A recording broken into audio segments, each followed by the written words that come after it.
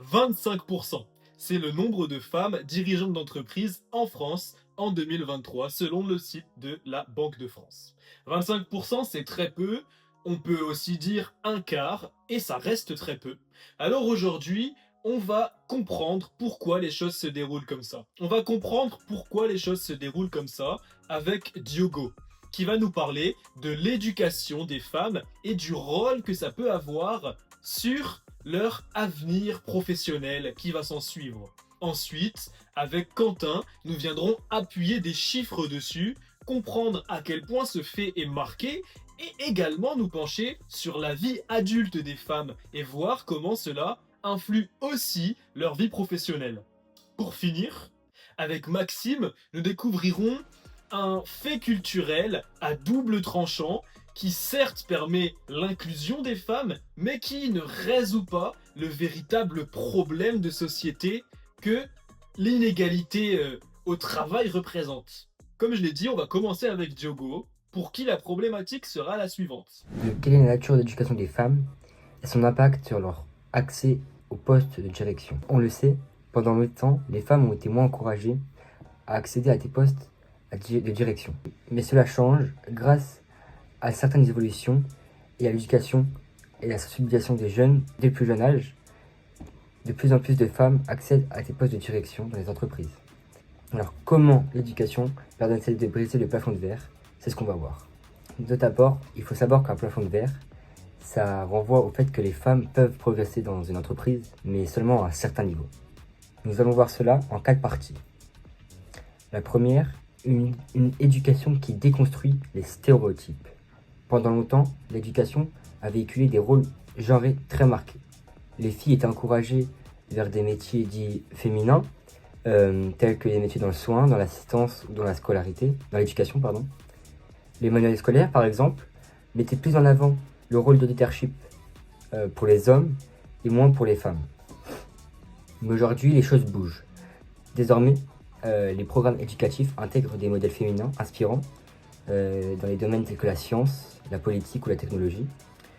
Les supports pédagogiques deviennent de plus en plus neutres et des initiatives encouragent les filles à s'orienter vers des études ambitieuses.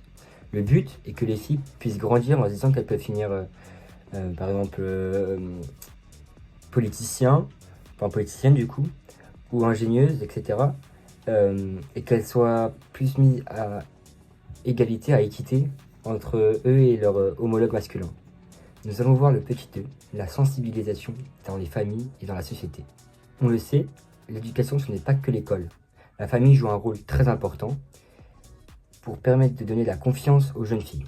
C'est pourquoi certaines campagnes ont été mises en place, comme la sensibilisation des parents à soutenir les ambitions professionnelles de leurs filles, à équiter avec les ambitions professionnelles de leurs fils, par exemple, à encourager les filles à prendre des responsabilités dès le plus jeune âge à travers des activités qui développent le leadership et la confiance en soi.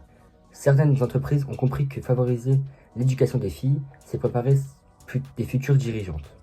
Par exemple, la Société Générale, une entreprise française, a mis en place des programmes de mentorat et de formation pour accompagner les femmes dans leur évolution professionnelle. Des grandes écoles et universités proposent des bourses spécifiques pour encourager les femmes à intégrer des secteurs dominés par les hommes, comme l'ingénierie et la finance. Des entreprises comme Ferrero, EDF et Carrefour travaillent dans la diversité des genres, en recrutant davantage de femmes dans leurs postes de management. Ces initiatives permettent non seulement d'ouvrir des portes aux jeunes femmes, mais aussi de montrer dès le plus jeune âge qu'elles ont leur place partout. Dans la 4e partie, nous allons voir que les résultats sont là, mais des inégalités persistent encore de nos jours. Grâce à toutes ces évolutions, de plus en plus de femmes intègrent des postes à haute responsabilité. Par exemple, reprenons 3 entreprises en citant quelques chiffres. Ferrero, où 38% des instances dirigeantes en France sont des femmes, EDF avec 31,8%, où les comités de direction en France sont dirigés par des femmes, et enfin Carrefour avec 42,5%, où les postes de management sont dirigés par des femmes. Tout cela est encourageant, mais on remarque encore que les hommes sont encore largement plus présents que les femmes. Pourquoi ? Parce que les freins culturels et les biais inconscients existent toujours. On ne change pas des siècles d'habitude en une année, mais on est sur la bonne voie. Bon, si on devait résumer globalement ce qu'il a dit, on a compris que ce problème d'inégalité découlait en grande partie de l'éducation des femmes. Elles ont globalement moins été poussées à faire des vœux d'ambition, à viser des métiers avec des qualifications plus importantes, des postes de direction, ce qui a évidemment influencé leur avenir professionnel. C'est leurs parents qui ont influencé ça, mais également les manuels scolaires, les dessins animés, les films, toute la culture, toute la société en général les détourne de certains objectifs. Mais on a aussi vu que malgré tout, il y avait des améliorations qui étaient notables. Alors maintenant, avec Quentin, on va comprendre à quel point ce fait est marqué et voir comment la vie adulte des femmes influence aussi leur avenir professionnel. Si on regarde les chiffres, les différences entre hommes et femmes au poste de direction sont exceptionnelles. En 2023, les femmes représentaient seulement 25% des dirigeants d'entreprise en France. Ce chiffre diminue encore en observant les entreprises plus importantes qui atteignent 17% et 18% pour les PDG et autres postes impliquant d'énormes responsabilités en bourse. Mais nous nous demandons pourquoi ces inégalités entre hommes et femmes au travail persistent encore aujourd'hui. Les femmes occupent de plus lourdes responsabilités que les hommes dans les domaines familiaux, car elles ont un impact plus négatif sur le travail des femmes. Certaines responsabilités peuvent limiter leur disponibilité pour les postes exigeants en temps en responsabilité, car les charges mentales s'égalisent de mieux en mieux en termes de répartition, mais sont encore inégalement réparties. Les stéréotypes ont aussi un poids énorme sur les choix qualificatifs, sur les postes à haute fonction. Ces stéréotypes influencent le recrutement et les promotions car les femmes sont jugées moins aptes à diriger que les hommes. On retrouve cette influence sur les évaluations d'ambition et de compétences entre les hommes et les femmes. Il y a aussi le manque de modèles féminins au poste de pouvoir, qui freine la perception des femmes dans les postes à haute fonction, car moins il y a de femmes en haut, moins il y en aura à l'avenir. Ensuite, les grands réseaux professionnels restent encore largement masculins, car les décisions importantes sur déroulement dans des cercles où il y a peu de femmes.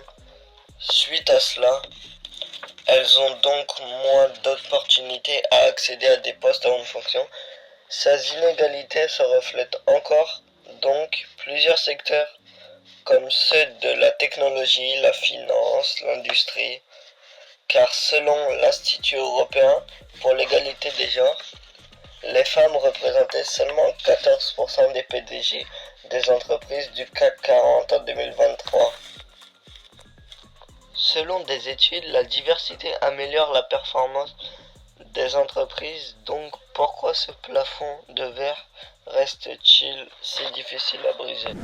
Si on devait résumer globalement ce que Quentin a expliqué, ça peut se faire en 3 points. Tout premièrement, les chiffres, mais je ne vais pas revenir dessus, il l'a déjà fait. Mais ensuite, les 3 points qu'on pourrait résumer, ce serait premièrement la disponibilité des femmes. En effet, les femmes ont en général, dans la société inégalitaire dans laquelle nous vivons, beaucoup plus de tâches à accomplir au foyer familial. Elles s'occupent généralement beaucoup plus des enfants, des tâches ménagères, de la cuisine, de tout ce qui peut les incomber au foyer. Et ça leur empêche de développer une carrière digne du nom. Elles ont moins de temps, elles ont moins de temps à consacrer à leur travail. Évidemment, elles occupent des postes avec des fonctions moins importantes. Secondement, on pourrait évoquer les stéréotypes. Les stéréotypes, c'est quelque chose d'extrêmement important aussi. Les stéréotypes, ça peut brider les femmes dans de nombreux domaines. Ça peut servir pratiquement de barrière à l'entrée au moment du recrutage, mais également, même si elles sont dans le milieu professionnel, ça peut les brider sur, par exemple, le fait de recevoir une promotion, de monter d'un grade. Ça peut être quelque chose de très gênant, d'autant plus que les stéréotypes sont extrêmement ancrés dans notre société. Pour finir, le dernier point, ce serait les modèles féminins. Les modèles féminins, on en manque énormément. comme on passe notre temps à le dire depuis le début de cette vidéo, dans de nombreux milieux professionnels, à de nombreux postes, on manque de femmes. Et donc, évidemment, on a toujours envie d'un mimétisme avec nos congénères. Si les femmes voient qu'elles ont très peu de semblables qui occupent tel ou tel poste, évidemment, elles auront moins envie de le faire elles aussi. Maintenant, avec Maxime, on va aborder un sujet très intéressant, très palpitant, les quotas. Un quota d'abord, qu'est-ce que c'est? Avant de laisser intervenir Maxime, un quota, c'est une loi, une règle qui est instaurée, qui stipule qu'il doit y avoir, en l'occurrence ici, un minimum de femmes présentes dans une entreprise, à un certain poste, dans un certain milieu, et donc ces quotas peuvent tout de même soulever des paradoxes, et c'est ce que Maxime va développer. Les quotas de femmes dans les postes de direction. D'un côté, ils sont censés promouvoir l'égalité. De l'autre, certains y voient une mesure artificielle. Alors, avancée ou simple façade, c'est ce que l'on va voir ensemble. La loi Rixin et ses objectifs. Pour commencer, parlons de la loi Rixin. La loi Rixin, adoptée le 24 décembre 2021, cette loi impose aux entreprises de plus de 1000 salariés d'atteindre 30% des femmes parmi les cadres dirigeants et les membres des instances dirigeantes, d'ici 2026, puis 40% d'ici 2029. L'objectif, accélérer la participation des femmes à la vie économique et professionnelle. Le paradoxe des quotas. Mais voilà, ces quotas soulèvent un paradoxe. D'un côté, ils visent à corriger une inégalité historique en favorisant l'accès des femmes aux postes de décision. De l'autre, ils peuvent être perçus comme une discrimination positive, remettant en question le principe de non-discrimination à l'embauche inscrit dans le Code du travail français. Ce paradoxe place les recruteurs dans une situation délicate. Comment concilier l'obligation de promouvoir la diversité avec celle de ne pas discriminer? Les effets des quotas en Europe. Regardons ce qui se passe ailleurs. Des pays comme la Norvège, la France et l'Italie ont mis en place des quotas stricts, avec sanctions en cas de non-respect. Le résultat, une augmentation significative de la présence féminine dans les conseils d'administration, 45% en Norvège, 44% en France et 36% en Italie. Cependant, cette progression au sommet ne reflète toujours pas les autres échelons de l'entreprise. Les limites des quotas malgré ces avancées. Les quotas ne suffisent pas à eux seuls. Ils permettent d'ouvrir des portes, mais ne changent pas forcément les mentalités ou les structures internes des entreprises. De plus, certaines femmes peuvent ressentir une stigmatisation, étant perçues comme des femmes quotas plutôt que reconnues pour leurs compétences. Et vous, qu'en pensez-vous? Les quotas sont-ils la bonne solution pour promouvoir l'égalité professionnelle?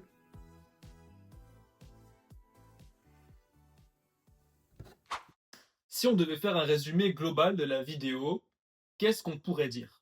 Eh bien, premièrement, on pourrait parler de l'éducation des femmes qui joue un rôle extrêmement important dans leur réussite professionnelle. Leur éducation joue un rôle primordial.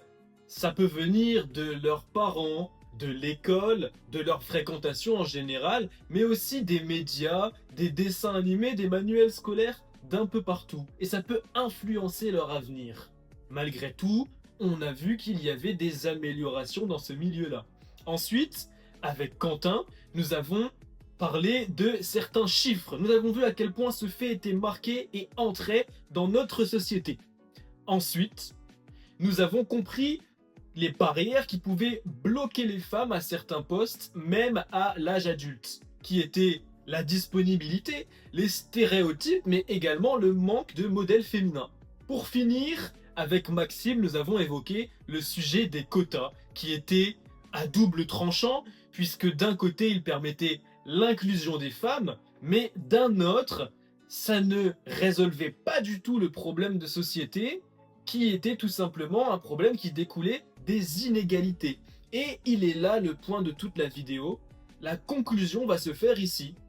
L'objectif, ce qu'on devrait faire, sur quoi on devrait se pencher, c'est résoudre les inégalités dans notre société. Ici, on a abordé le sujet des femmes, mais les inégalités dans leur globalité sont très mauvaises pour le bon développement, pour la bien-portance d'une société. Et il faudrait qu'on avance tous vers une société plus égalitaire à tous ses abords pour pouvoir enfin aller vers l'avant.